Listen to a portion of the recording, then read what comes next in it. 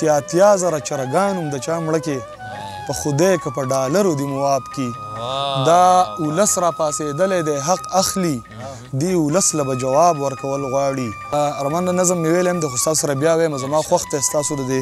پیج نه لاړ شي ډېر خوند به وکړي چې د وطن د وسایلو غله خبره کوي د وطن د وسایلو غله خبره کوي نږدې وخت کې به حساب ورکول غواړي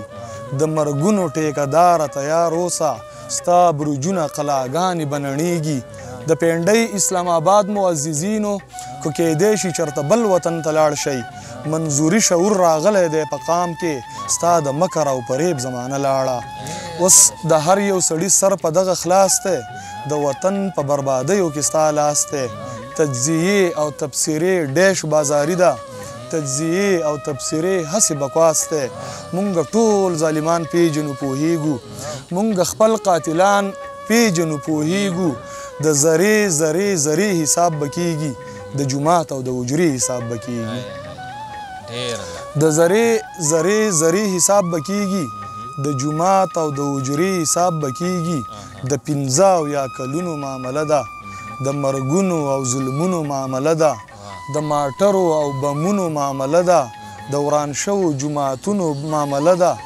د ړنګ شوو بازارونو معامله ده د پریوتو دیوالونو معامله ده د 80,000 سرونو معامله ده د پریوتو دیوالونو معامله ده د 80,000 سرونو معامله ده چې 80,000 چرګان هم د چا مړه کې په خدای که په ډالرو دې مواب کی دا ولس را پاسېدلی دی حق اخلي دې ولس له به جواب ورکول غواړي د پښتون وطن د درد ترانې وایي خپل شاهد له به خطاب ورکول غواړي شاهد صاحب داسې په یو نظم یا په یو څو شعرونو خلاصې زما په خیال چې مونږ سره زیاتې یو نظم به درته ووایم چې کوشش د جوړولو د دې ښار را سره وکړه کوشش د جوړولو د دې ښار را سره وکړه سلک شانتي مزل په دغه لار را سره وکړه کوشش د جوړولو د دې ښار را سره وکړه سلک شانتي مزل په دغه لار را سره وکړه هر غم به درنه واخلم خوشحالي درله راوړم ګلونه د غانټول او کشمالي درله راوړم یقین وکړه جانانه پسرلي درله راوړم لږ صبر راته وکړه انتظار را سره وکړه سلک شانتي مزل په دغه لار را سره وکړه د ټوپک به درنه واخلم قلم به درله درکم ټوپک به درنه واخلم قلم به درله درکم ګلونه د ګلاب او د شړشم به درله درکم زړګی به دې ټکور کم مرهم به درله درکم ها زه تورمخی نه یم چې بم به درله درکم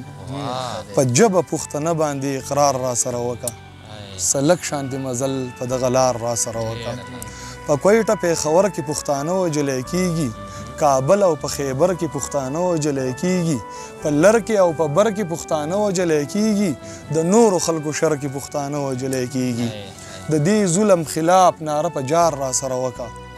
سلک شانتي مزل په دغه لار را سره وکړه د کرکې او نفرت په دې دنیا کې ژوندون ګران دی لوګي دي د بارودو دې فضا کې ژوندون ګران دی د اوښکو سلسلې دي په جړا کې ژوندون ګران دی شاهد بېنشې په پښتونخوا کې ژوندون ګران دی راځه خواته مې کښېنه لږ خمار را سره وکړه سلک شانتي مزل په دغه لار را سره وکړه ډېره زیاته مننه ارمان